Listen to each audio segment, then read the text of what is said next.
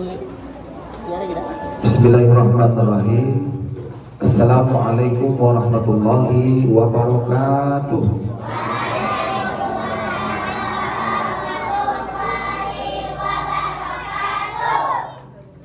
Anak raja memakai tanjak. Tanjak dipakai serong ke kiri. Ada yang bersuara, ada pula yang tidak. Ustaz ulang sekali lagi. Assalamualaikum warahmatullahi wabarakatuh.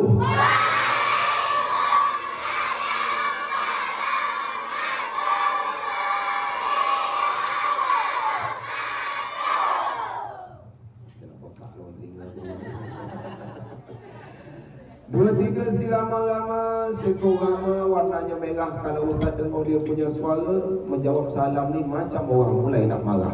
Mudah-mudahan tak marah. Yang buat jawab salamnya ikan sepat di dalam kolam, kadang timbul, kadang tenggelam. Siapa yang buat menjawab salam, Ustaz doakan bahagia hidup siang dan malam. Yang tak berbunyi macam mana Pak Ustaz? Ikan sepat di dalam kolam, dia berenang jauh ke dalam. Yang tak kuat menjawab salam, tandanya kapal dia mulai nak tenggelam. Ya, mudah-mudahan tak tenggelam ya Bu ya. Bismillahirrahmanirrahim. Alhamdulillahirabbil alamin. Wassalatu wassalamu ala asrofil anbiya'i wal mursalin sayyidina wa maulana Muhammadin wa ala alihi wa sahbihi ajma'in. Asyhadu an la ilaha illallah wahdahu la syarikalah wa asyhadu anna Muhammadan abduhu wa rasuluh la nabiyya ba'dah. Allahumma shalli ala sayyidina Muhammad wa ala ali sayyidina Muhammad. Qalu subhanaka la ilma lana illa ma 'allamtana innaka antal alimul hakim. Rabbi shrah li sadri wa yassir li amri wa hlul 'uqdatam min lisani yafqahu qawli.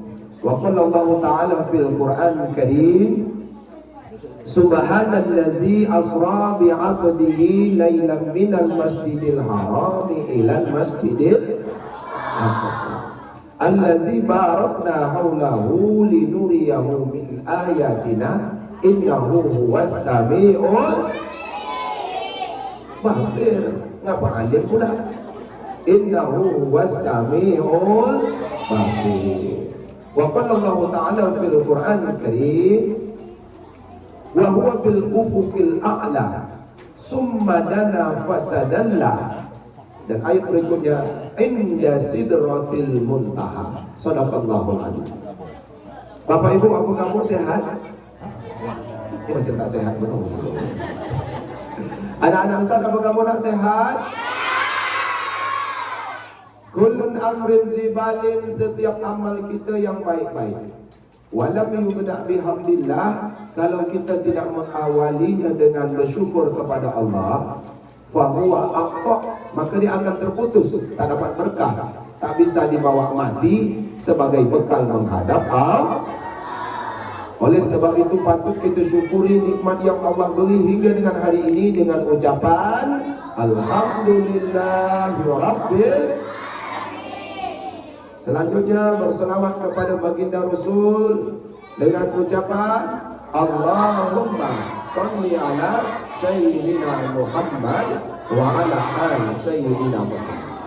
Mudah-mudahan syukur yang kita ucapkan, salawat yang kita bacakan, berharap di dunia dapat berkah daripada Allah, di akhirat insya-Allah akan dapat syafaat dari baginda Rasulullah. Amin ya rabbal. Yang sama-sama kita hormati Ibu Kepala SD Negeri 30 Bengkalis. Siapa namanya nak? Ibu Asma SD. Semoga ibu sehat selalu, murah rezekinya, banyak duitnya, banyak ibadahnya, semakin berkah kehidupan dunia wal akhirah. Amin.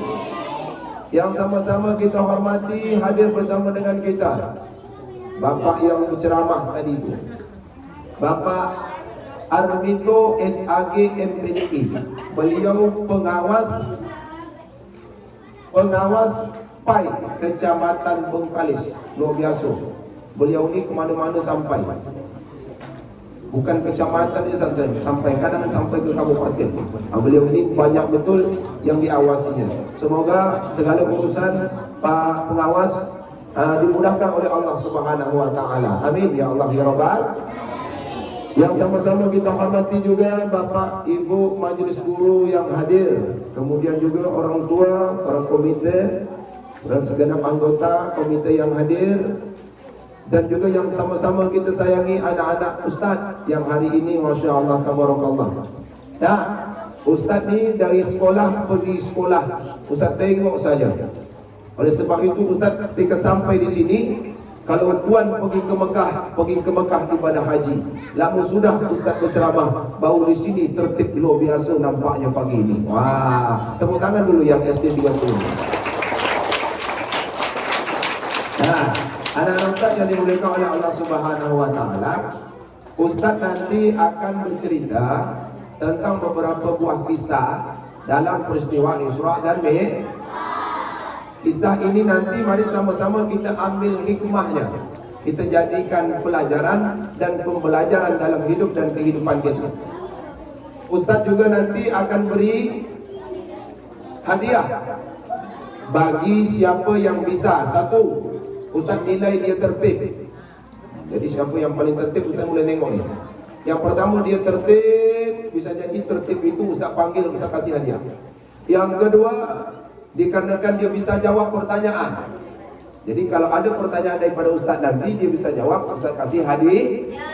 Yang ketiga, dia bisa menarik kesimpulan dari ceramah yang Ustaz sampaikan. Jadi ada 3 clue yang Ustaz ingin sampaikan. Yang pertama, dia bisa dapat hadiah karena tertib. Yang kedua, karena bisa jawab pertanyaan. Yang ketiga, dia bisa memberi kesimpulan. Kira-kira mau hadiah dari Ustaz? Kalau mau syaratnya cuma 1 tertib, 2 bisa jawab pertanyaan, 3 nanti berikan kesimpulan. Sebelum Ustaz mulai, Ustaz nak tanya dulu. Peristiwa Isra dan Mi'raj yang kita ketahui biasanya peristiwa itu terjadi pada bulan apa? Bulan Rajab. Pada tanggal 27 bulan Rajab yang dinyanyikan teman-teman kita tadi. Ya kan? Yang dinyanyikan teman-teman kita tadi, tanggal 20 Rajab adalah peristiwa Isra dan Mi'raj terjadi. Itu yang pertama. Sekarang pertanyaan kedua, kita dah masuk bulan apa hari ini? Sa'ban. Peringatan Isra Mi'raj bulan Rajab. Kita sekarang dah masuk Sa'ban. Jadi peringatan apa namanya? Bolehkah kita memperingati Isra dan Mi'raj di bulan Sa'ban? Berarti itulah dalilnya. Boleh berarti. Makanya sekolah buat di bulan Sya'ban. Mungkin bulan Rajab sibuk dengan kegiatan lain, belum sempat dan lain sebagainya. Maka inilah kesempatan kita. Hari ini sudah masuk berapa bulan Rajab nak? Sudah masuk 15. Ada yang maghrib semalam ikut baca Yasin di surau musola atau masjid? Dibuatlah acara peringatan nisfu pertengahan di bulan Sya'ban. Di situ kita minta yang pertama mudah panjang umur kita, diminta mudah segala urusan kita, dimudahkan segala apa yang menjadi keinginan atau rezeki yang kita harapkan. Mudah-mudahan yang telah kita laksanakan menjadi amal kebaikan. Amin. Ya Allah ya Rabbal. Ibu kepala sekolah, ibu bapak majelis guru dan para tamu undangan yang berbahagia, saya izin macam agak lain aku terpunggung duduk sini kan. Biasanya kursi ini lebih rendah daripada meja. Hari ini meja pula lebih bawah daripada kursi. Aku tak tahu penyebabnya apa, mungkin kena kerat kaki dia agaknya ya kan. Jadi tak jadi masalah. Hari ini nanti Ustaz kalau dah tak nyaman berduduk ni kan, Ustaz boleh berdiri. Boleh ya, tak apa-apa. Cuma Ustaz duduk ni memang agak sakit kaki ni, makanya duduk dulu. Dari malam tadi entah apa yang gigit dia, pas dekat pelimpat dia, miang-miang aja, ya kan? Jadi anak-anak Ustaz yang dimuliakan oleh Allah Subhanahu wa taala. Kita ketahui di sini ada namanya Isra, ada yang namanya ada Isra, ada Mi'raj. Dua suku kata, dua makna yang berbeda. Pertanyaan pertama, Isra, apa dalil Isra dalam Al-Quran? Yang dibacakan Qori kita tadi. Ya, surah yang ke-7 Apa nama surahnya nak? Surah Al-Isra. Apa arti Al-Isra? Perjalanan. Ini dalilnya. Ayat pertama dalam Quran surah Isra, surah yang ke-17. Sedangkan Mi'raj itu terdapat dalilnya dalam surah An-Najm, surah yang ke-53. An-Najm artinya bintang. Kira-kira bintang itu ada di langit atau di bumi? Itu kan ada lagunya. Bintang kecil di langit yang biru menghias angkasa, aku ingin jauh tinggi di tempat kau berada. Pertanyaan Ustaz, bisa tak kita terbang dekat bintang? Bisa katanya. Memang hebat budak-budak kelebungnya katanya. Nah, ini lagu bintang. Ada lagi satu lagunya, lagu bulan. Apa lagunya? Budak atau anak minta kepada emaknya suruh ambil bulan. Ambilkan bulanmu, ambilkan bulanmu. Pertanyaan Ustaz, dapat tak emak awak tu ambil bulan? Itu namanya lagu tak masuk akal namanya. Mak awak jangankan nak ambil bulan, nak ambil Quran kadang pun tetapi manulah tinggi tak dapat dia nak ambil. Jadi di sini nanti ada dua dalilnya. Yang pertama Quran surah yang ke-17 namanya Isra. Yang kedua Quran surah 53 nama surahnya An-Najm. Artinya bintang. Ustaz nak tanya sebelum Ustaz mulai. Malam-malam atau di lain tempat ada tidak yang sudah mengikuti peringatan Isra dan Mi'raj? Misalnya di surau, masjid atau di musola yang di kawasan sini. Ada dah pernah ikut? Di masjid buat datang? Boleh Ustaz tanya? Apa yang dimaksud dengan Isra dan Mi'raj? Yang bisa jawab Ustaz beri hadiah. Nabi berjalan malam. Terus apa lagi? Nabi berjalan malam. Lepas tu,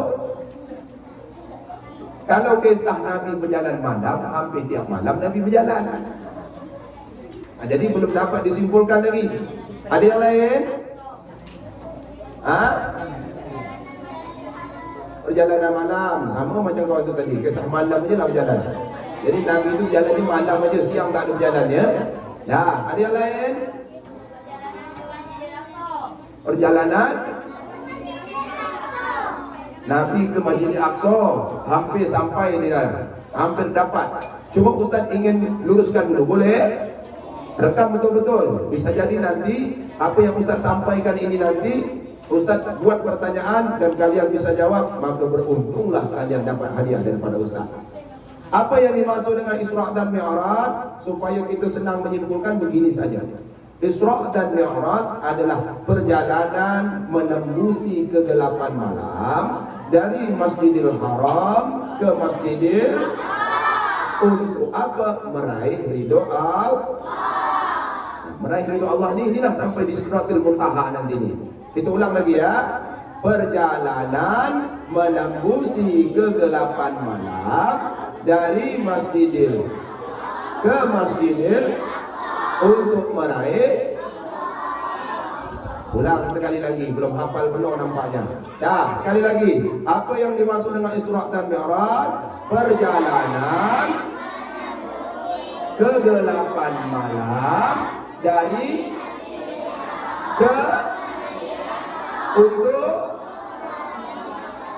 Sekali lagi, you paham betul ya? Perjalanan menembusi dari ke untuk. Ingat ya, masuk. Ketika dia dah masuk, nanti Ustaz buat pertanyaan, bisa jawab, dapat hadiah. Nah, ini Ustaz dah nampak ada yang tertib, ada juga nanti yang mulai bisa nak jawab, maka mereka nanti bisa mendapati hadiah. Ustaz berdiri boleh? Macam lain lah satu pun tak duduk ke situ. Ibu, izin Bu ya. Dah. Bapak dan Ibu yang dimuliakan, kalau bapak-bapak ni kan dah setiap hari, ibu-ibu ni kan dah hampir setiap tahun datang terus masjid. Datang terus, nengok, kadang tak nengok, tak tidak, macam-macam lah model ni. Tapi bukan ibu guru kita. Ibu-ibu yang lain, orang dekat planet-planet Pluto sana. Orang ni orang nengok semua, insyaAllah. Amin. Baik, anak-anak Ustaz, ada Isra, ada Mi'raj. Isra ni apa? Isra ini perjalanan bumi. Isra itu perjalanan dari masjid menuju masjid. Isra itu perjalanan horizontal. Isra itu perjalanan hablum minan nas, hubungan manusia sesama manusia. Makanya tadi kalau kita dengar yang Ustaz sampaikan dalam pengertian Isra dan Mi'raj, itu yang kita harapkan adalah ridha Allah. Dalam perjalanan Nabi itu mengharap ridha Allah. Kira-kira kalau dah Allah dapat memeridai kita, maka bahagialah hidup kita nantinya, dan itu akan menjadi bagian yang kita harapkan dunia wal akhirah. Betul? Maka anak-anak yang pertama dalam peristiwa Isra dan Mi'raj, Isra ni kita pahami dulu. Apa tujuan Isra? Tujuan Isra di antaranya adalah bagaimana hubungan sesama manusia ini menjadi lebih baik. Tengok, manusia yang paling baik hatinya adalah Rasulullah. Manusia yang paling baik akhlaknya adalah Rasulullah. Manusia yang Allah jamin masuk surga itu pun Rasulullah. Rasulullah dalam perjalanan Isra dan juga Mi'raj. Cuba kita tengok, Rasulullah mengawali perjalanannya itu dari mana? Dari menuju Nah, ini perjalanannya. Kalau kita baca ayat yang Quri baca tadi, Subhanallazi asra bi'abdihi lailam minal masjidil haram ilal masjidil. Pertanyaan Ustaz, mengapa Nabi mengawali perjalanan itu daripada masjid menuju ke masjid? Ada yang tahu hikmahnya? Dengar betul-betul. Apa hikmahnya? Kenapa Nabi itu tak dari rumah? Kenapa harus dari Masjidil Haram menuju Masjidil Aqsa? Ustaz nak tanya dulu. Tempat yang paling baik di muka bumi ini di sisi Allah, apa nama tempat? Rumah kita cantik, bertingkat, lantai keramik. Kira-kira antara rumah kita dengan masjid, mana yang paling baik di sisi Allah? Rumah atau masjid? Maka di situ kita ambil hikmah bahwasanya masjid adalah tempat yang paling utama untuk mengingat Allah. Jadi dalam perjalanan ini kuncinya pertama, Rasul ingin menyampaikan kepada kita harus selalu ingat kepada Allah. Tempat yang paling baik ingat kepada Allah adalah masjid. Kalau tak sempat di masjid, boleh kita ingat Allah. Di rumah boleh ingat Allah. Di rumah ingat Allah, di sekolah ingat Allah. Tapi ada tempat yang paling baik untuk mengingat Allah, yaitu masjid. Yang suka datang ke masjid, tunjuk tangan. Berarti dia orang baik. Patutlah anak-anak sini hebat-hebat semua. Amin ya Allah ya Rabbal. Mudah-mudahan jadi anak yang soleh-solehah. Amin ya Rabbal. Jadi kuncinya dalam perjalanan Isra dan Mi'raj, kalau ingin dapat kebaikan, ingin dapat kepandaian, kalau sekolah ingin belajarnya jadi juara. Juara berapa yang paling kita inginkan? Jadi kalau juara satu semua, siapa nak juara dua? Semua ingin dapat juara yang baik. Oleh sebab itu selalu minta tolong kepada Allah. Dalam perjalanan Nabi sebelum melaksanakan perjalanan, cuba kita perhatikan apa kendaraan yang dipakai Nabi dalam peristiwa Isra dan Mi'raj? Buruk itu bagaimana kelajuannya? Mohon maaf nak, kelajuan buruk itu bagaikan kilat yang menyambar. Kalau bahasa kita, kalau peti berbunyi itu macam mana? Macam itulah peti berbunyi. Kalau peti berbunyi, cepat dia. Bagaikan mata yang memandang, sejauh pandangan mata, segitulah sekali hentakan kaki buruk. Buruk itu bagaimana bentuknya Ustaz? Buruk itu gambarannya dalam hadis disebutkan lebih kecil daripada kuda, besar sedikit daripada keledai. Kecil daripada kuda, besar sedikit daripada kela. Nah, kalau kita baca dalam riwayat, ketika buruk ingin dinaikkan oleh Rasulullah, buruk itu tak mau Rasul naik di pundaknya. Tak mau buruk. Oleh malaikat Jibril ditegurnya buruk tu. Hei buruk! Bukan nyamuk awak buruk, bukan. Nyebutnya, hei buruk. Kan? Hei buruk, tahukah engkau siapakah manusia yang akan menaiki pundakmu? Buruk belum tahu. Kata malaikat Jibril, itulah manusia yang paling mulia dan tidak ada manusia semulia dia yang bisa naik di pundakmu nanti. Inilah Muhammad Rasulullah. Mendengar nama Nabi, keluar keringat buruk. Macam gini lah keringat dia keluar kan. Keringat buruk keluar. Ustaz, ya, apa bau keringat buruk? Keringat buruk baunya wangi, bak minyak kasturi. Itu keringat buruk. Kalau keringat kita jangan sembarang cium yang dekat ketiak tu. Oh, makanya. Kadang macam bau cempedak, ada juga kadang macam bau nangka, ya kan? Macam model lah baunya. Nah, karena kita makannya kan berbeza. Kalau Nabi, ya kan, makan dia, kenapa dia bisa keluar keringat wangi itu? Sebab Nabi makan dan minumnya, makan kurma, minum zam-zam. Nabi pun keringatnya wangi, Pak Ustaz. Wangi keringat Nabi. Kalau kita ngaku busuk, Pak Ustaz, kita kan makan senjalo, petai, jengkol, ya kan? Belacan, semua kita makan. Itu makanya baunya macam bau cempedak, macam bau nangka. Tapi bukan keringat orang sini. Orang sini mana ada bau macam itu, ya kan? Jadi anak-anak ustaz yang dimuliakan oleh Allah, buruk ketika mendengar nama Nabi, keluar keringatnya, malu tersipu. Maka di situ Nabi sebelum mengawali perjalanan, Nabi membaca doa keselamatan. Apa doa naik kendaraan? Allahu la ilaha illa. Itu doa. Ini kau baca tu.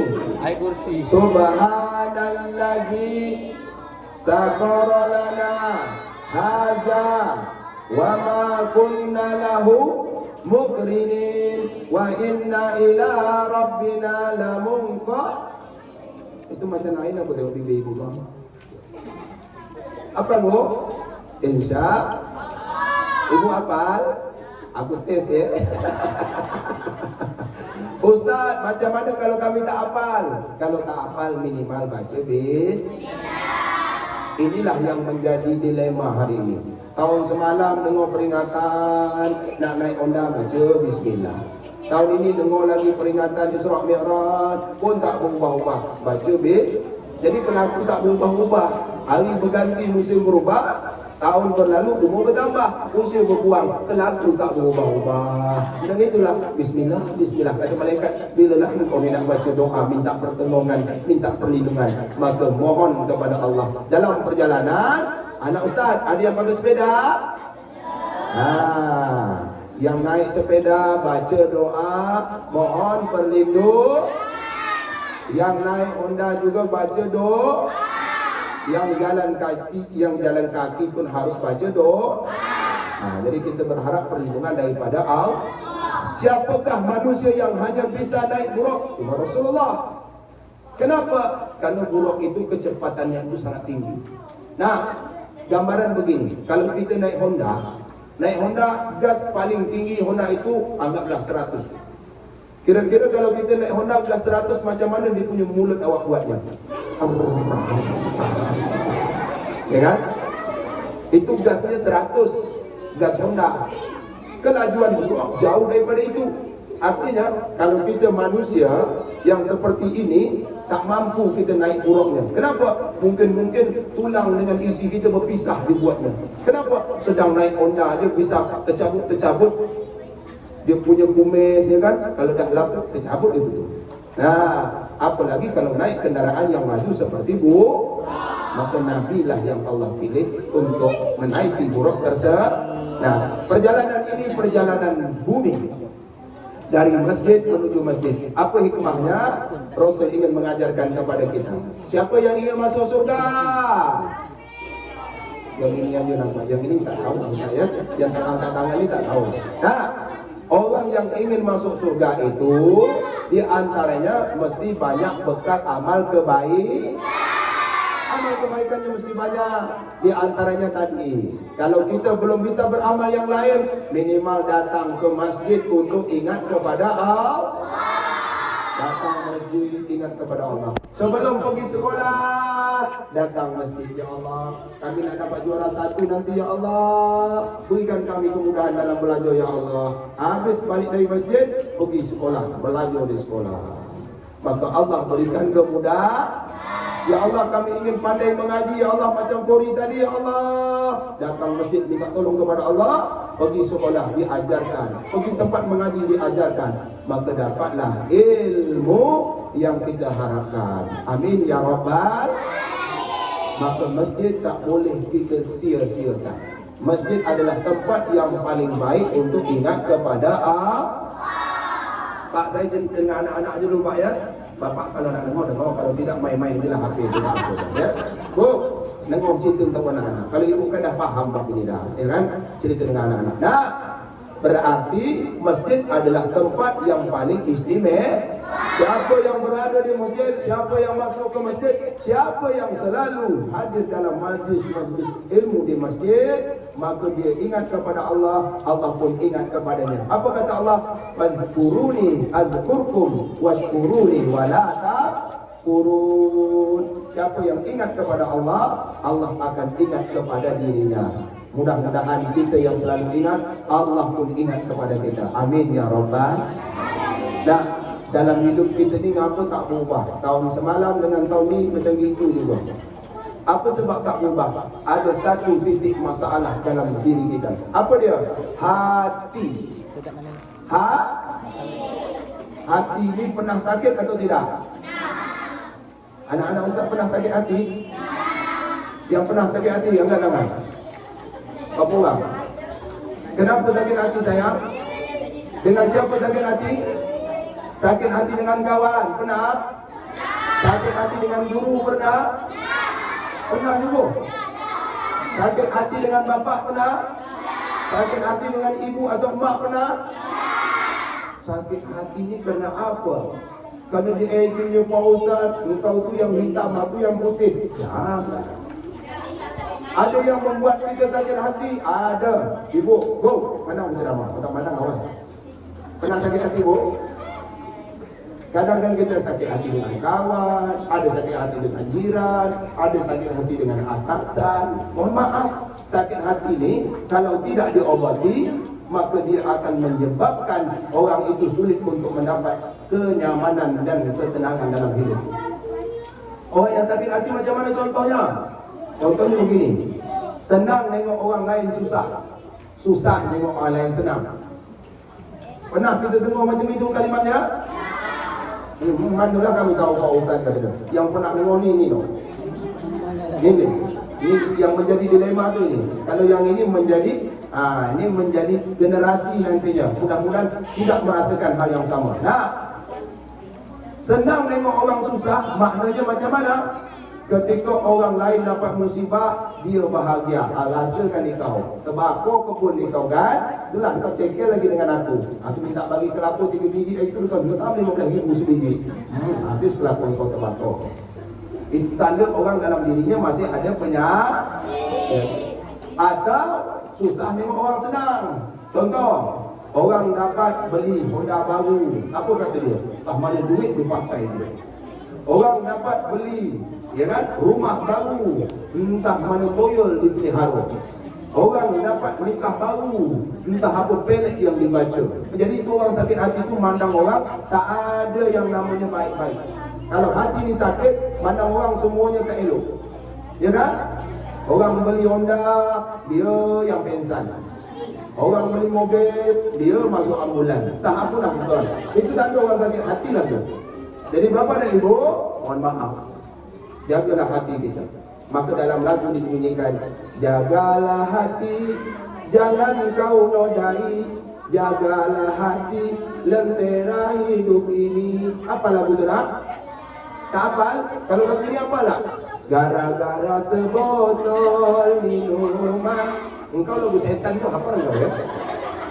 Lagu menjata mendata hatimu kau tak lepas. Nah, anak-anak Ustaz yang dimuliakan oleh Allah Subhanahu Wa Taala, maka mari sama-sama kita jaga hati. Kata Allah, bagi orang yang punya penyakit dalam hati, kalau tidak diobati, apa kata Allah? Fi qulubihim maradun fazadahumullahu marada walahum azabun alimun bima kanu yaksibun. Musuh betul sangat tu. Dah mulai sangat. Dua orang ada ayat. Dah, anak-anak Ustaz, pandang sini. Kata Allah, kalau dalam diri masih ada penyakit tidak diobatkan, maka Allah tambah sakit lagi. Kira-kira kalau Allah yang tambah sakit, kita ni tambah sehat atau tambah sakit? Allah beri penyakit lagi tambah sehat atau tambah sakit? Tambah sakit. Oleh sebab itu ibu, pernah sakit hati? Orang yang pernah sakit hati, kata Rasulullah, kalau tidak diobati, maka orang itu cepat mati. Bu, nak panjang umur, nak cepat mati. Maka kalau nak panjang umur, hilangkanlah penyakit hati-hati dengan Kadang ada Pak, Bu, ada orang kadang bersumpah dia Pak. Nah, ini tengok betul-betul saya cakap. Kadang ada orang berkata begini, pokoknya kalau dah pakai pokok tu sampai kapur tu. Pokoknya kalau dia tak datang rumah aku, tak aku maafkan dia sepanjang umur aku. Hati-hati bersumpah macam itu, Bu. Ya Allah, hai maaf. Ada pula lagi, pokoknya 7 keturunan tak boleh tak hijin, aku nak minjak rumah dia besok. Ada yang macam itu. Pernah ibu jumpa? Di mana? Dekat sini. Tak jauh daripada rumah. Bagaimana cara kalau kita sudah bersumpah, namun kita melanggar sumpah? Itulah kata orang makan sumpah. Supaya batal sumpah kita, 3. Apa 3? Saatnya 3 hari puasa betul-betul. Niat untuk membatalkan daripada sumpah tadi. Itu sesempurna daripada pembatalan. Kalau tidak bisa 3 hari betul, boleh selang muslim. Boleh selang muslim. Minimal berniat untuk tidak melakukan yang seperti itu lagi. Insya-Allah. Dah kembali lagi. Itu untuk mak kita, untuk kita. Jagalah Kenapa? Galah patah dapat disambung, kaca retak dapat direkat. Tapi kalau hati yang terluka, kemana obat akan dicari? Betul kan Bu? Maka cara kita nak minta hati kita ini baik, berdoa kepada Allah. Ya Mukallibal Qulub, ya Allah yang membolak-balik hati, sabit qulubana ala dinik, tetapkanlah hati kami dalam agama, wa ala ta'atik, dan untuk taat kepadamu. InsyaAllah hati kita akan baik. Amin ya Rabbal. Nah, jaga hati. Yang pernah sakit hati, InsyaAllah kalau hati kita sudah baik, pandangan kita pandangan yang baik, Pak. Ucapan kita ucapan yang baik, Pak. Pergi melangkah kaki ke tempat yang baik. Tangan kita selalu memberi yang baik, Pak. Hati mesti dijaga. Ustaz, kalau hati masih sakit macam mana? Obatkan dia. Cara mengobati macam mana? Cara mengobati hati 5. Apa dia? Obat hati ada 5 perkaranya. Yang pertama, baca Quran dan maknanya. Yang kedua, alam tak apa ni loh.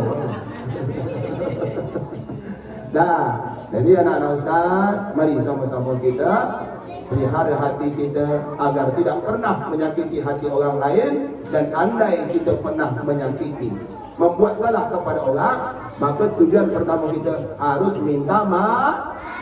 Yang kedua harus, kalau seandainya orang memberi atau menyakiti hati kita, kita memberi maaf.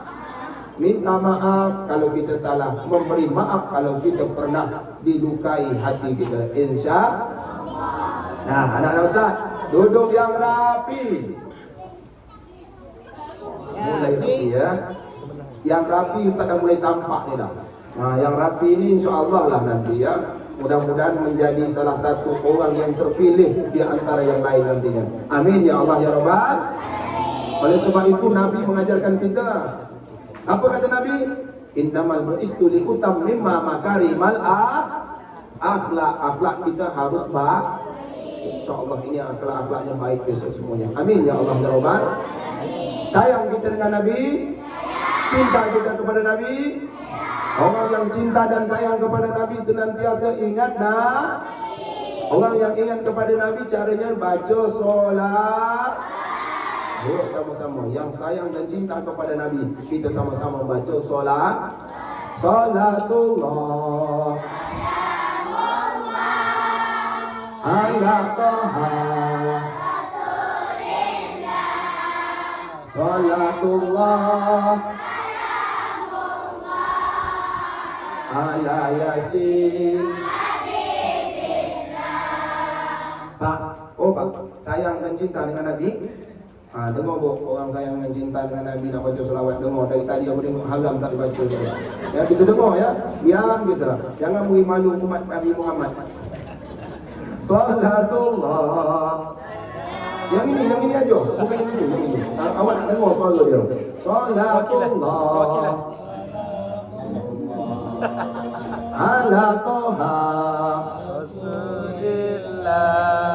Salatullah ala Yasin. Kata malaikat itu yang tidak lama ni sayang. Macam lain bunyi suara dia. Pak, orang yang sayang dan cinta dengan Nabi itu macam ini suaranya. Bo, jangan beri malu aku ya bo. Anak-anak dengar mana yang mantap suara, ibu atau bapa nantinya bo. Salatullah. Kita sumbang sikit ala Taha Salatullah ala Yasin. Kata budak-budak ni sambut betul. Ini bu, suara yang sedap tu macam anak-anak ni. Nak tunjukkan kepada bapa dan ibu guru, kita bisa berselawat, cinta kepada Nabi, sayang kepada Nabi, semangat untuk Nabi. Salatullah ala Taha Salatullah ala Yasin. Pertanyaan Ustaz, siapa yang paling sedap? Budak aja pandai nilai ya kan? Aku pun dah faham juga dah penilaian budak kita. Aku kata ibu, iyalah kami sikit. Aku kata bapak kami lebih lagi sikit.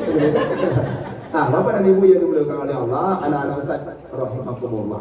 Nabi dari Masjidil Haram menuju Masjidil Aqsa, ini tujuan pertama, senantiasa kita ingat kepada Allah. Itu hikmahnya. Ingat kepada Allah, yang paling baik tempat untuk mengingat adalah sampai di Masjidil Aqsa, Nabi itu melaksanakan solat. Apa solat? Kata Imam Ibn Rajab dan sahabat lain mengatakan Nabi melaksanakan solat 2 rakaat. Nama solat yang dilaksanakan Nabi adalah solat sunnah tahiyatul masjid. Apa namanya? Solat sunnah tahiyatul masjid.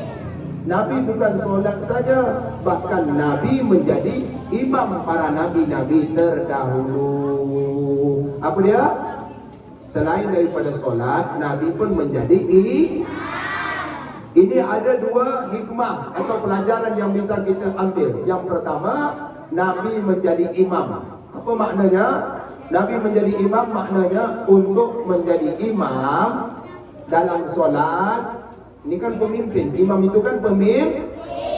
Baik imam ataupun pemimpin, wajib kita untuk memilih. Siapa yang pilih Nabi? Allah yang tunjuk langsung. Makanya Nabi bisa menjadi imam itu karena Allah yang tunjuknya. Nah, itu pelajaran pertama. Yang kedua, ketika jadi imam, apa maknanya? Yang paling muda di antara nabi-nabi itu adalah Nabi Muhammad. Yang paling tua kali itu ada nabi, namanya Nabi Maknanya orang muda pun boleh jadi tak mesti orang tua. Kalau orang tua yang boleh jadi imam, maka malam itu bukan Nabi Muhammad yang menjadi imam. Siapa yang jadi imam? Bisa jadi Nabi Selain dari Adam ada juga nabi-nabi selain daripada itu. Paham tak itu? Dengan syarat menjadi imam itu ada syarat dan ketentuannya. Nah, contoh orang yang jadi imam. Contoh kita gini, orang pekak boleh tak jadi imam? Andai orang pekak jadi imam, apa yang terjadi? Apa kata imam pekak? Ghairil maghdubi alaihim waladdallin. Kata makmum, amin. Apa kata imam pekak? Apa wanita amin. Nah, jadi kalau orang yang pendengarannya rusak belum boleh jadi imam. Kalau jadi makmum siapa saja boleh. Contoh, orang bisu boleh jadi makmum? Orang buta boleh jadi makmum? Orang pekak boleh jadi makmum? Orang botak boleh jadi makmum? Berarti siapa pun boleh jadi makmum. Kenapa? Karena jadi makmum itu cukup mengikuti antara imam dengan makmum. Mana yang paling berat? Berat imam apa berat makmum? Nah, oleh sebab itu kalau kita belum mampu jadi imam, kita mesti jadi jadi makmum tu sedap. Apa? Apa yang dibuat imam awak ikut. Imam takbir, makmum. Imam ruku, makmum. Imam sujud, makmum. Imam kentut, makmum. Inilah yang menyesatkan umat besok ini. Kalau dah imam kentut, keluarlah imam tu. Maka imam ucapkan kalimat subhan. Kalau kita kaitkan dengan ayat yang dibaca tadi, awal ayat dalam Quran surah Al-Isra itu kalimatnya adalah kalimat tasbih. Subhanallazi berawal daripada kalimat subhanallah. Maka ini yang harus kita ucapkan kalau menjadi imam ketika salah atau batal. Faham? Khusus untuk yang laki-laki. Maka dia harus bersuara. Nah, Nabi. Yang kedua, ini pelajaran Nabi melaksanakan solat sunnah. Artinya pelajaran untuk kita ketika sampai di masjid, jangan lupa menghormati masjid dengan melaksanakan solat sunnah. Macam mana niatnya dah? Usalli tahiyatul masjid raka'ataini lillahi ta'ala. Pertanyaan pertama yang beruntung mendapat hadiah daripada Ustaz. Nah, pertanyaan pertama, apa yang dimaksud dengan Isra dan Mi'raj? Siapa? Yang mana? Ulang.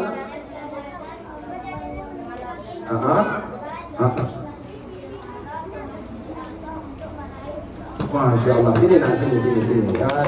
Ini yang juara satu nih. Yang juara satu nih. Juara dua. Mana yang juara satu tak berbunyi? Sini lah. Yang juara dua dah berbunyi. Yang juara satu kenapa terdiam? Berarti ini besok bisa jadi dia juara satu besok kalau tengok lagi cepat dia jawab. Siapa nama saya? Sipa roda dua itu. Engkau paling suka untuk kita Sipa ya. Nah, Isra dan Mi'raj adalah perjalanan menembusi kegelapan dari Masjidil Haram ke Masjidil Aqsa untuk meraih ridho Allah. Betul. Tepuk tangan. Ustaz beri dua pilihan. Ada tas, ada koci. Engkau nak yang dalam tas atau nak dalam koci? Super dia. Yang mana nak? Bio insting dia berfikir. Kalau salah pilih bukan salah Ustaz. Ustaz nak beri dia pilihan kerana dia perdana. Ada dalam tas, ada dalam koci. Kira-kira mau yang dalam tas atau yang dalam koci? Ustaz lama-lama fikir, aku nak ceramah lagi. Yang dalam koci. Berarti bukan salah Ustaz ya. Dia pilih yang dalam yang dalam koci berarti segini. Kalau dalam tas bisa jadi lebih kecil lagi. Ya, terima kasih untuk kenangan. Duduk dulu sih Pak. Masya Allah. Pertanyaan kedua. Kalau dengar dapat dijawab. Pertanyaan kedua. Ini sebetulnya teknik untuk menengok budak dia senang hati dulu. Ya. Pertanyaan kedua. Engkau belum kutanya dah angkat tangan ya. Pertanyaan Ustaz. Nabi sebelum melaksanakan perjalanan yang sudah jawab dah dulu, yang belum nanti ya. Nabi menaik kendaraan, nama kendaraannya adalah Buraq. Nah, itu pertanyaan Ustaz. Kalau itu senang. Apakah doa yang dibaca oleh Nabi? Yang hafal. Hafal apa? Yang mana yang hafal? Jangan budak-budak, budak pun kadang tak hafal, ya kan? Subhanallazi. Mana dia? Siapa yang hafal tadi? Angkat tangan kanan. Ayo, tangan kanan. Apa doa naik kendaraan?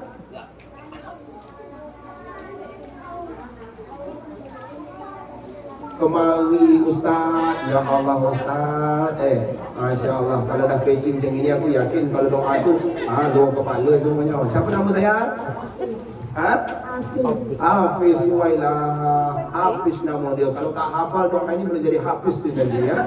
Hafiz, bacakan doa naik kendaraan. Subhanallazi sa'alana hadza wa ma kunna lahu mu'minin wa inna ila rabbina lamunqalibun. Masya Allah, betul? Ustaz memberi pertanyaan ini dua pilihan. Ada tas, ada kocek. Engkau pilih mana? Jangan salah jawab. Nampak beritan kau ni. Ya? Ustaz, minta tolong Ustaz, tas saya Ustaz. Allahu Akbar. Kan bukan salah Ustaz. Ustaz kan suruh pilih, ya kan? Dapat apa? Dia ambil poin yang pertama, memang ini agak positif, ya kan? Dibandingkan dengan yang pilih kocik, ya kan? Karena ini doa tak ramai orang yang datang, tak ramai orang yang tahu. Makanya dia datang sendiri, dia baca sendiri. Ustaz kasih dia selembor ini. Terima kasih Hafiz.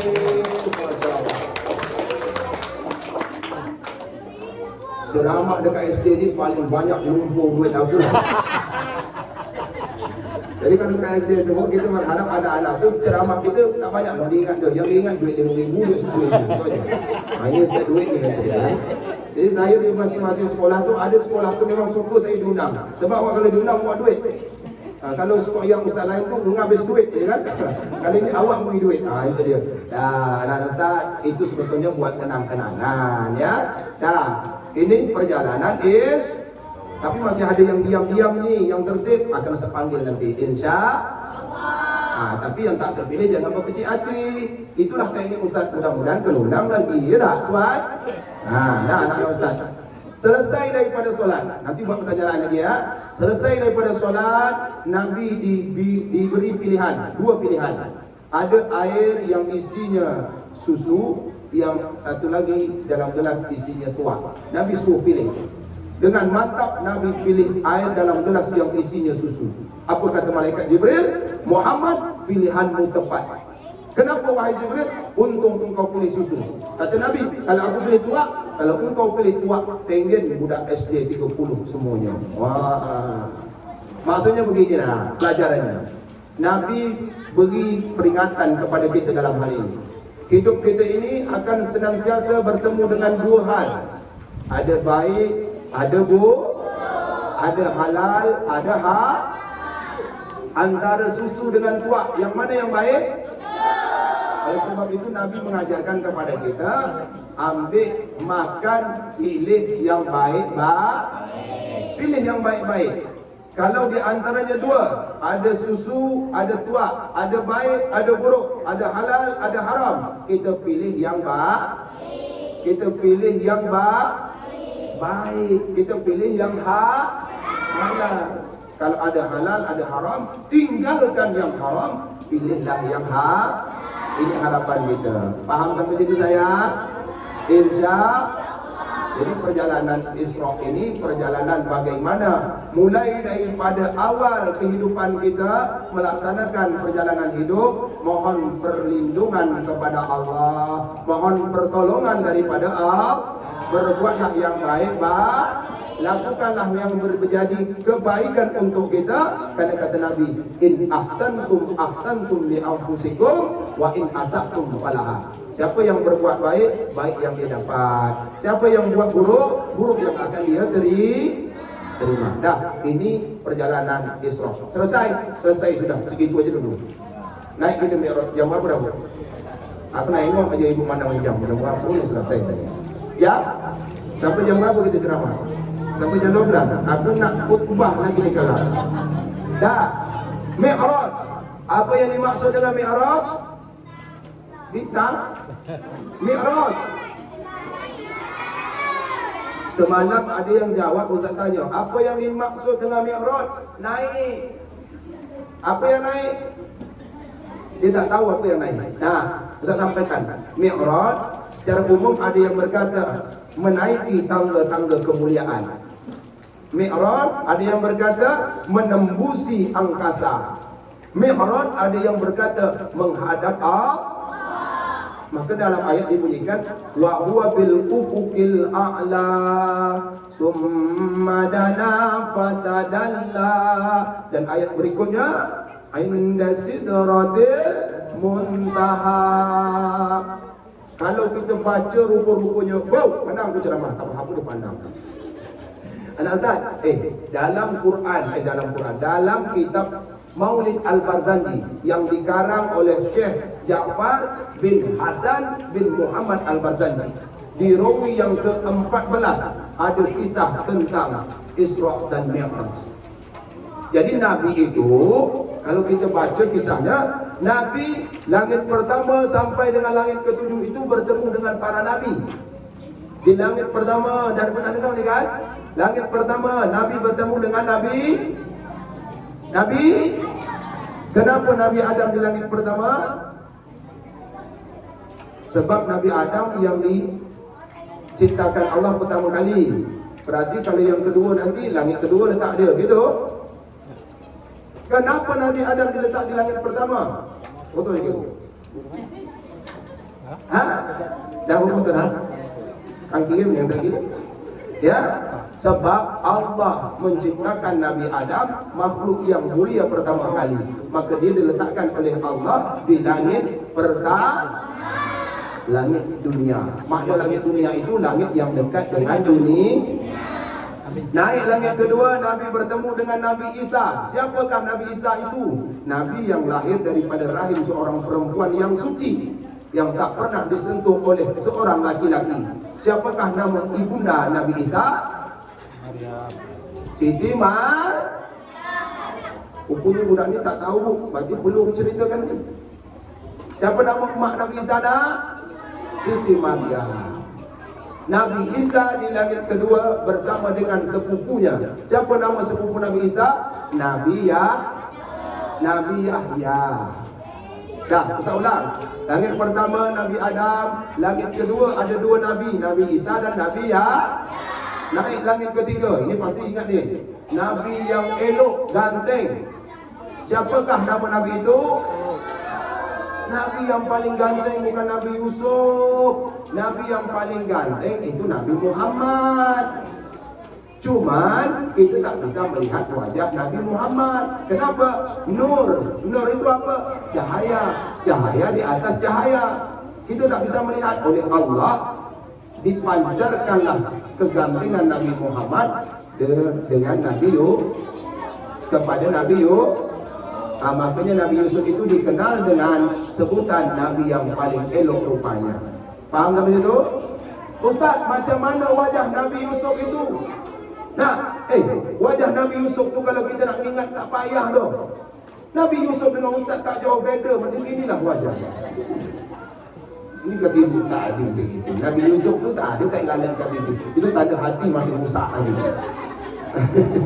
Pandangan tu harus pandangan terus hati.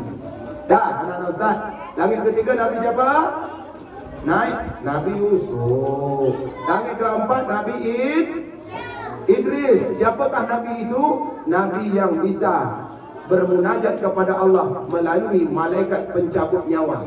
Siapa nama malaikat pencabut nyawa nak?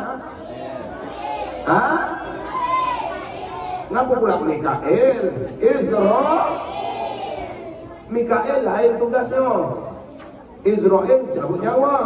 Kalau Mikael lain lagi tugasnya. Masing-masing malaikat ada tugasnya. Nah ini Nabi Idris bermunajat kepada Allah, minta dengan dengan malaikat pencabut nyawa. Siapa nama malaikatnya? Israel. Kira-kira kita kalau diberi kesempatan minta dengan malaikat Israel suruh sampai kepada Allah, sanggup tak? Kena gentak nyawa awak dibuatnya. Nah, oleh sebab itu hanya Nabi Idris yang bisa. Apa permintaannya? Ingin melihat surga, ingin melihat neraka. Supaya apa? Kuat imannya berdakwah kepada umatnya. Itulah Nabi Idris. Naik langit kelima, ada Nabi Harun. Siapa Nabi Harun itu Ustaz? Nabi yang paling disenangi oleh Bani Israel. Umatnya Bani Israel. Nih Nabi Harun. Langit ke-6 ada Nabi Musa itu siapa? Nabi yang bisa berdialog dengan Allah. Dan langit ke-7 ada Nabi Ibrahim. Siapakah Nabi Ibrahim? Nabi Ibrahim adalah Nabi yang paling dikasihi dan disayangi Allah, mendapat gelar Khalilullah. Pertanyaan Ustaz yang bisa jawab, duduk yang rapi. Baru kau nak duduk yang rapi. Itu ngapa tuh? Yang belakang tuh bisol begini kan? Duduk baik. Yang belakang nanti kalau dapat jawab Ustaz kasih hadiah. Pertanyaan Ustaz. 7 lapis langit ada 8 orang Nabi. Dari 7 lapis langit ada 8 Nabi. Pertanyaan Ustaz, Nabi yang paling disenangi oleh Bani Israel, siapakah nama Nabi tersebut? Nabi? Betul. Ini dah dapat hadiah belum? Tak ada pilihan lain, cuma kocik yang ada lagi. Nah, Nabi Harun. Di langit keberapakah Nabi Harun itu? Keempat ke lima? Kau cepat betul buah hati, ya kan? Nabi Harun itu di langit habis duit baru aku ini duit baru nih, masih banyak duit baru yang lain-lain lagi. Terima kasih. Siapa nama nak? Jihan, Masya Allah. Tepuk tangan untuk Jihan. Nah, Nabi setelah melintasi langit-langit jumpa para Nabi, pelajarannya apa pelajarannya? Nabi bertemu dengan para Nabi yang baik, para Nabi yang mulia, para Nabi yang memiliki derajat kemuliaan yang berbeza-beza. Apa maknanya? Maknanya kita dalam hidup pun akan bertemu dengan orang-orang yang senantiasa baik terhadap kita. Insya-Allah. Amin ya Allah ya Rahman. Nabi bisa melihat surga, Nabi pun bisa melihat. Apa pelajarannya? Gini pelajarannya. Ustaz cerita surga neraka. Kalian tahu surga itu isinya untuk siapa? Untuk orang yang baik. Neraka untuk? Sini ada dah orang jahat. Mana dia? Yang nunjuk orang jahat itu biasanya dia juga tak baik sangatlah, ya kan? Maka daripada itu kita berharap insya-Allah sini tak ada orang yang jahat, semuanya akan menjadi orang-orang yang baik. Surga tempat orang yang baik, neraka tempat orang yang tak baik. Artinya pelajaran begini. Ada surga, ada neraka, artinya akan ada yang namanya hidup setelah dan akan ada akhirat setelah dunia.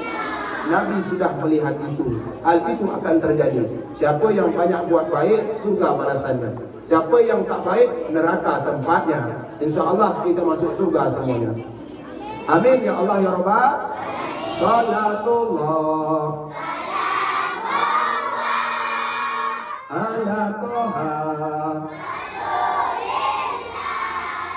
Salatullah ala Yasin, ala Yasin, ala Yasin, Pak ada jadual khotib hari ni dah? Tak ada loh. Samalah awak cancel aja lah jadual khotib hari ni Pak ya. Banyak baca selawat. Nah, kata Nabi, man shalla alayya salatan sallallahu alaihi biha asra. Siapa yang suka baca selawat, sekali selawat dapat 10 pahala baiknya. Wah. Wa hudan anhu asra sayiat, bukan saja dapat pahala baik, andai ada dia buat salah, andai ada dia buat dosa, maka ditutupi oleh Allah 10 silap kesalahannya. Amazing. Kemudian kata Allah, wa hudan anhu asra sayiat, maka mereka dinaikkan 10 tingkatan derajat yang mulia di sisi Allah. Amin ya rabbal. Artinya semakin banyak solawat, semakin banyak pahala yang kita dah. Andai banyak dosa kita, solawat yang dibaca tadi akan menghapus dosa kita. Andai kita ingin baca solawat banyak, maka derajat pun lebih mulia di sisi Allah. Amin ya Allah ya Rabbal. Dah sampai pada puncak.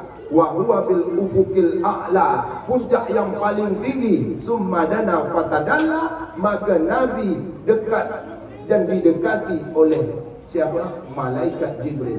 Lebih dekat daripada 2 busur anak panah. 2 busur anak panah. Berarti antara lutut dengan lutut itu hampir betul. Anak panah kan kecil ya kan? Antara lutut dengan lutut itu bertemu. Jadi kalau kita baca dalam tafsir surah An-Najm itu, yang dekat kepada Nabi itu adalah malaikat Jibril. Dia melihat malaikat Jibril dalam bentuk yang sebaik-baik bentuk yang paling asli. Dan di kesempatan lain juga disebut inda sidratil muntaha. Pada waktu yang lain dia bisa melihat di sidratil muntaha. Dekat sidratil muntaha itulah ada surga dan ada neraka. Sampai pada puncak yang lain, puncak keagungan, puncak kemuliaan, puncak kesadaran. Nabi dibentangkan hamparan kemuliaan oleh Allah. Disitulah Nabi bermunajat kepada Allah, menyampaikan salam kepada Allah. Ketika ingin menyampaikan salam, apa salam yang dibaca oleh Rasul? Assalamualaikum Allah, gitu. Macam mana salamnya nak? At-tahiyatul salawatul. Stop. Apa artinya? Ya Allah. Apa nak ditambah? Nah, artinya gini. At-tahiyatul mubarakatus salawatut thayyibatu lillah, segala kemuliaan, segala keagungan, segala rahmat hanya untukmu wahai Allah. Maka Rasul sampai salam yang macam itu, oleh Allah dibalas salamnya. Assalamu alayka ayyuhan nabiyyu wa rahmatullahi wa barakatuh. Allah balas salam Nabi tadi, Assalamu alayka ayyuhan nabiyyu wa rahmatullahi. Segala kemuliaan, segala kebaikan dan rahmat juga untukmu wahai Muhammad Rasulullah. Nah, Nabi ketika dapat salam daripada Allah, lalu Nabi yang diingatnya siapa? Siapa yang diingat Nabi? Umatnya, bukan istrinya, bukan pamannya, bukan atuknya, bukan keluarganya, tapi umatnya. Mana dalilnya? Mana bunyinya? Ini dia bunyinya. Assalamu alayna wa ala ibadillah. Kata Nabi, segala kebaikan, segala kemuliaan, segala rahmat memang untuk kami wahai Allah, dan juga untuk orang-orang yang soleh, orang yang soleha. Amin ya Allah ya Rabbal. Maka kita setelah itu hendaklah kita baca syahadat, asyhadu an la ilaha illallah wa lepas itu barulah kita baca selawat, Allahumma salli ala sayyidina Muhammad wa ala, sampai pada puncak terakhir, fil alamina innaka hamid. Habis itu assalamualaikum Assalamualaikum. Pelajarannya Ustaz ingin sampaikan, kalau baca tahiyat akhir jangan macam orang makan goreng pisang panas.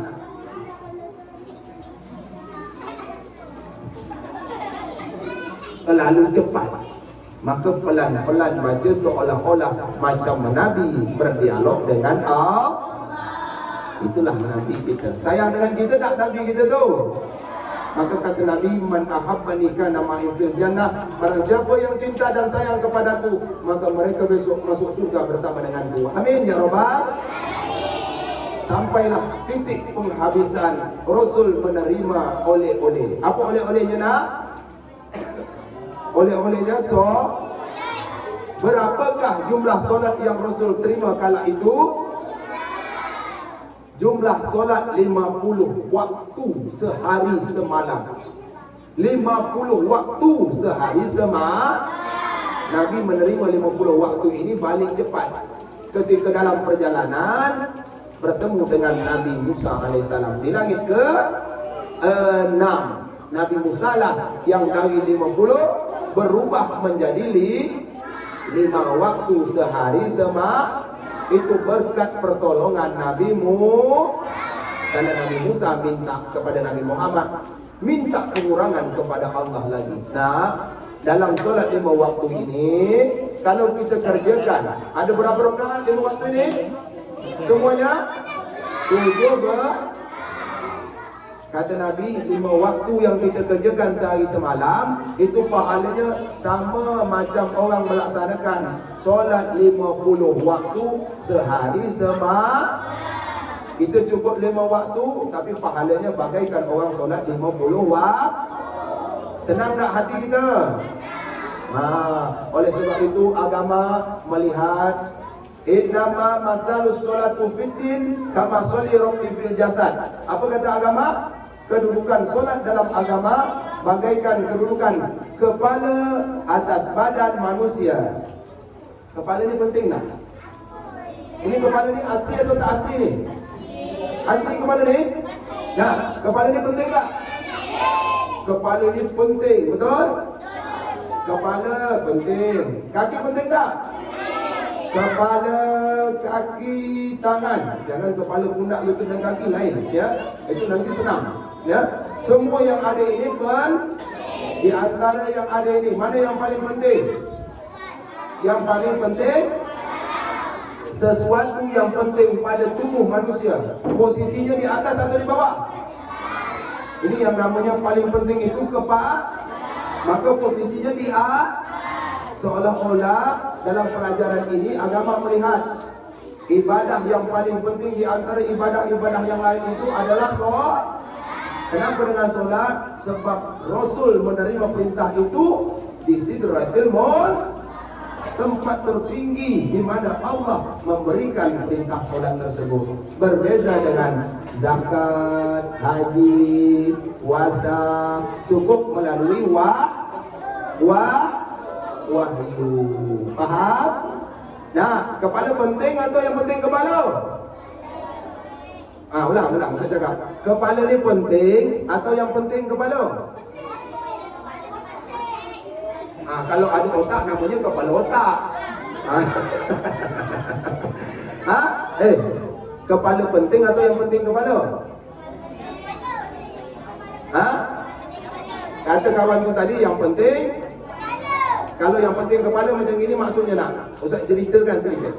Kalau yang penting kepala terserah. Badan-badan manusia kepala penak saja. Nak kepala badak, nak kepala biawak, nak kepala buaya, nak kepala semacam-macam kepala lah. Yang penting kepala.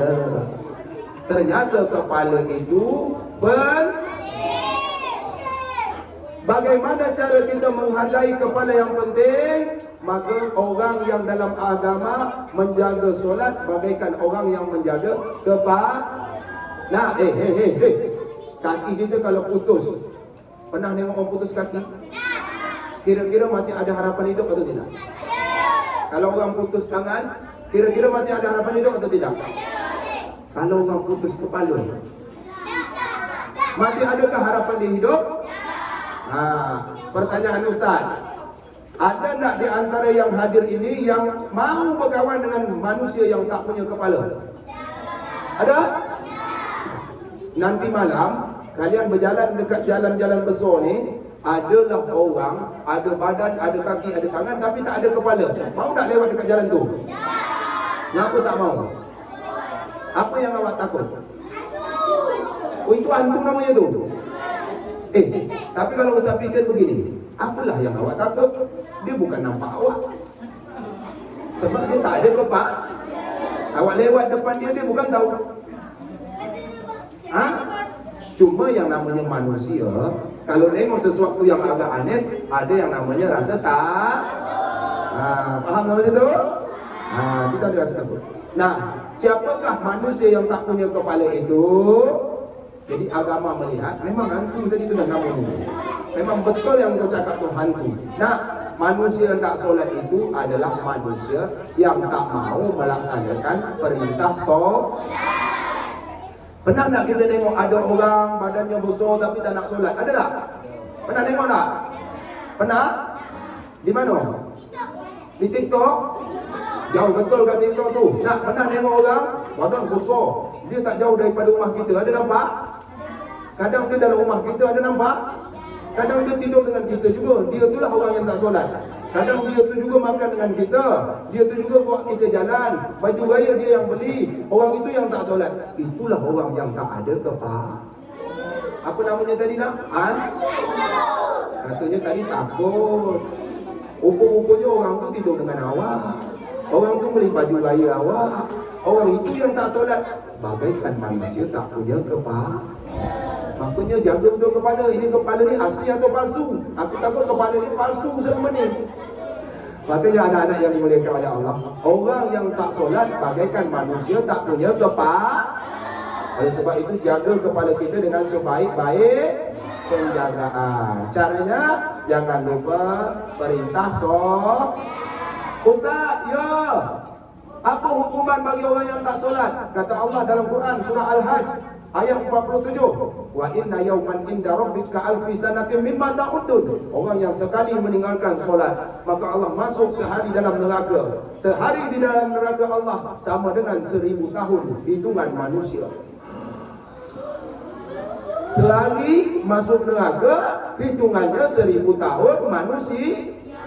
Maka dalam lagu pernah dengar, walaupun hidup 1000 kalau tak apa gunanya, walaupun hidup 1000 tahun tak sembahyang apa gunanya. Jujur, yang jujur nanti Ustaz ingin tunjuk pada dia. Yang tak solat subuh, angkat-angkat. Walaupun hidup 1000 tahun kalau tak sembahyang apa gunanya. Walaupun hidup, dah lagu angkatnya. Aku tunjuk. Walaupun hidup 1000 tahun kalau tak sembahyang apa gunanya. Dah turun lagi tangan. Bagus jujurnya nak. Cuma jangan dibuat lagi yang macam gitu ya. Faham? Nah, pernah tak kita tengok orang tua kita tak solat? Kita tengok mak kita tak solat, pernah? Tengok bapa tak solat, pernah? Balik nanti nyanyikan lagu. Walaupun hidup 1000 tahun apa gunanya hidup 1000 kalau tak sembahyang. Berarti orang yang tak nak solat bagaikan manusia yang tak punya kepala. Walaupun hidupnya 1000 tahun, kalau tak sembahyang, tak solat, tidak ada Tapi orang yang dah rajin solat ada Pak Ustaz? Ada. Jangan bangga dulu. Kata Allah, fawailul lil musallin. Celakalah bagi mereka yang solat. Kalau orang yang solat saja belum tentu solatnya diterima Allah, apalagi kalau tak solat sama sekali. Ustaz, ada tak orang yang boleh tak solat? Ada tak yang boleh tak solat? Ada orang boleh tak solat? 3, 1. Kunci dong. Kuncinya menurut dia solat. Semayang tu. Yang pertama, anak kecil yang belum akil balik. Ada adik kecil di rumah? Yang masih main buat. Dia belum akil balik. Yang macam ini misalnya, belum akil balik, boleh tak solat? Boleh. Tapi ini dah terbalik badan dia kecil ni. Boleh. Yang pertama, anak yang belum akil balik. Yang kedua, perempuan yang lagi istimewa. Yang ketiga, orang jadi kalau ada orang yang tak mau solat, jangan marah kita. Misal bapak kita tak nak solat, mungkin dia belum akil bah. Umur dia belum cukup. Pak, nanti tanya mak, bapak kelahiran tahun berapa? Tanya. Misalnya gitu, tahu saja. Kena kembeling kau balik kampung kau tahu. Kalau nampak mak kita tak solat, jangan marah dulu. Mungkin dia lagi hamil pula. Cepat betul kau hamil. Memanglah kelakuan kau ya. Lagi hamil. Tapi kalau dua-duanya kita nampak dia tak mau solat, tak nak solat, mungkin dia dua-duanya orang nanti cakap, oh ganti. Berani? Jangan sampai itu terjadi. Jadi anak-anak Ustaz, mudah-mudahan kita senantiasa jaga solat kita.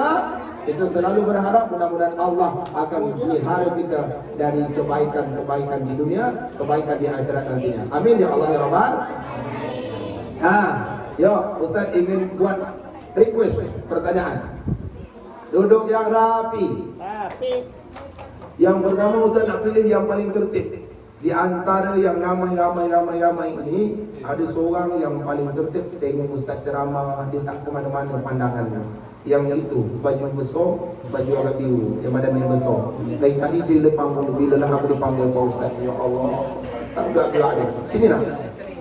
Siapa nama ni? Sulastri. Sulastri. Sulastri ni kelas berapa? Kelas 6.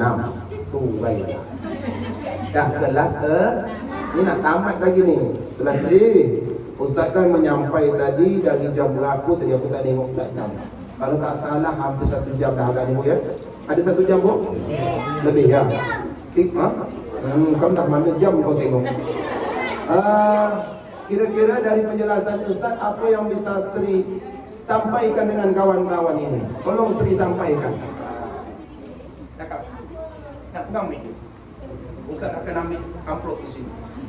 Isinya, amplop tak ada. Dah cepat, cakap. Kesimpulan, apa yang Sri masih ingat yang Ustaz cakap tadi?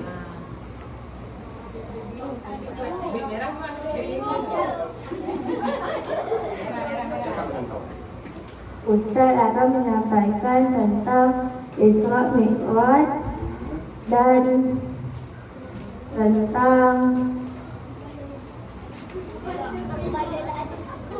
pertanyaan yang kawan-kawan panggil ke depan, Ustaz panggil ke depan. Lagi? Itu aja yang kau ingat? Cuma itulah sebanyak-banyak tidak yang Ustaz tak. Cuma itulah aku ingat kau Ustaz. Tak apalah, Ustaz tak ada masalah. Ustaz pun tak maksa orang nak ingat sebanyak mana. Tapi Ustaz masih ada hadiah untuk dia. Terpegang pula duit besar buat dia. Ini untuk Sulastri. Terima kasih Sulastri. Iya sama-sama. Tepuk tangan untuk Sulastri.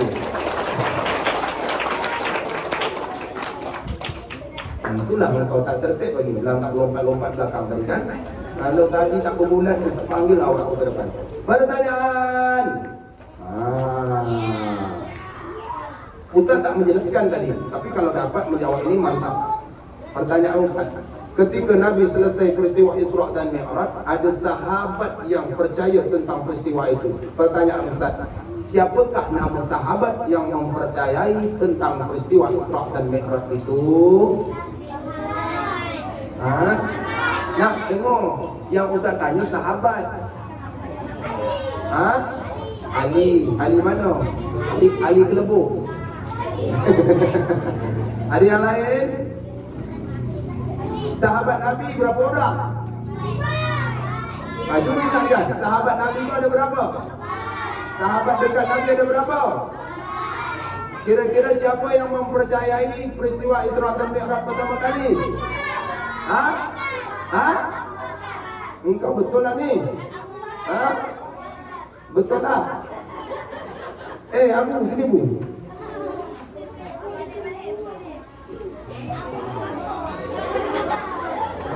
Engkau walaupun tadi dalam main-main, tapi engkau ingat Abu Bakar. Engkau ni teringat Abu Bakar ni apa sebab? Siapa nama? Imran. Oh, karena namanya Imran, patutlah diingat dengan Abu Bakar. Nah, karena namanya Imran, cuba baca surah Ali Imran. Karena namanya Imran, panggilannya kulhu, bacakan kulhu wallahu ahad.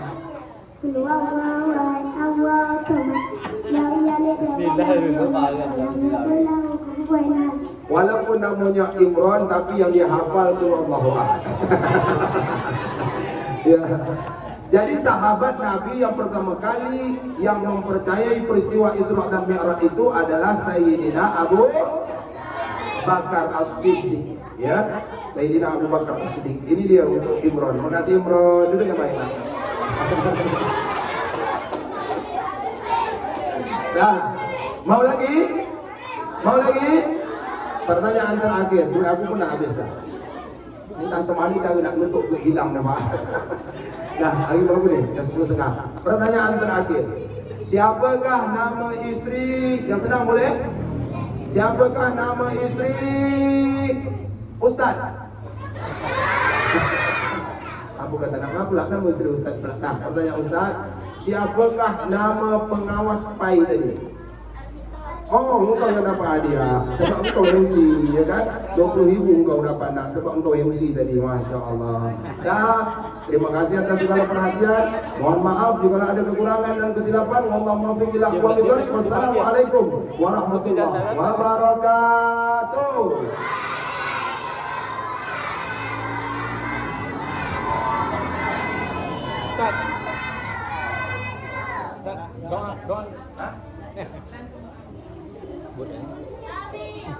Belum ambil lagi. Yuk sama-sama berkumpul kita di tempat yang baik, berharap, berniat, berhajat yang baik-baik. Mudah-mudahan baik di dunia, baik di akhirat nantinya. Ala hazihi niyah al-Fatihah.